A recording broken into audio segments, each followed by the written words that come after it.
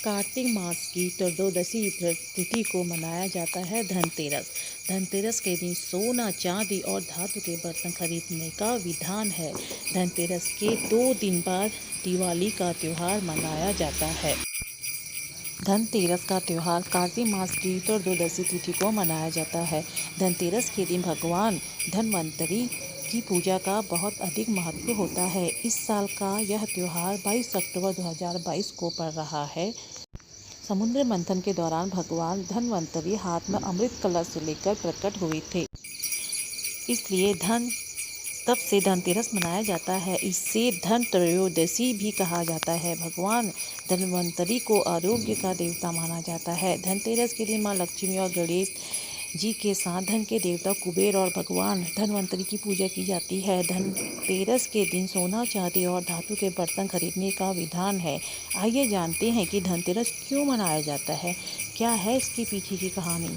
इसलिए धनतेरस के दिन राष्ट्रीय आयुर्वेद दिवस मनाया जाता है। कि माना जाता है कि समुद्र मंथन से प्रकट हुए भगवान धन्वंतरि भगवान विष्णु के अंश हैं। कहा जाता है कि भगवान धन्वंतरि ने ही संसार में चिकित्सा का प्रसार किया था। धनतेरस के दिन घर के द्वार पर तेरस दीपक जलाने की प्रथा पुरानी है। तेरस का अर्थ होता है कि धन का 13 गुना होना। इस दिन भगवान धन्वंतरि के उत्पन्न होने के कारण वैश्य समाज इसे धन्वंतरि जयंती के रूप में मनाता है। धनतेरस की कहानी। एक बार की बात है जब मृत्यु के देवता यमराज ने यमदूतों से प्रश्न पूछा कि क्या कभी मनुष्य के प्राण लेने में तुमको किसी पर दया आती है। इस प्रश्न का यमदूतों जवाब दिया कि नहीं महाराज, हम तो केवल आपके लिए दिए हुए निर्देशों का पालन करते हैं। यमराज ने एक बार फिर पूछा कि बेहिचक बताओ कि क्या कभी मनुष्य के प्राण लेने में दया आई है। तब एक यमदूत ने कहा कि एक बार की बात है कि जिसको देखकर हृदय पसीज गया। एक दिन हंस नाम का राजा शिकार पर गया था और वह जंगल के रास्ते में भटक गया था और भटकते भटकते दूसरे राजा की सीमा पर चला गया। वहाँ एक हेमा नाम का राजा था।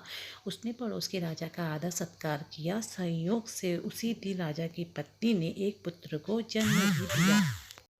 पुत्र के होने पर ज्योतिषों ने ग्रह नक्षत्र के आधार पर बताया कि इस बालक की विवाह के 4 दिन बाद ही मृत्यु हो जाएगी। तब राजा ने आदेश दिया कि इस बालक को यमुना तट पर एक गुफा में ब्रह्मचारी के रूप में रखा जाए और स्त्रियों की परछाई भी वहां तक नहीं पहुंचनी चाहिए। लेकिन होने को कुछ और ही मंजूर था।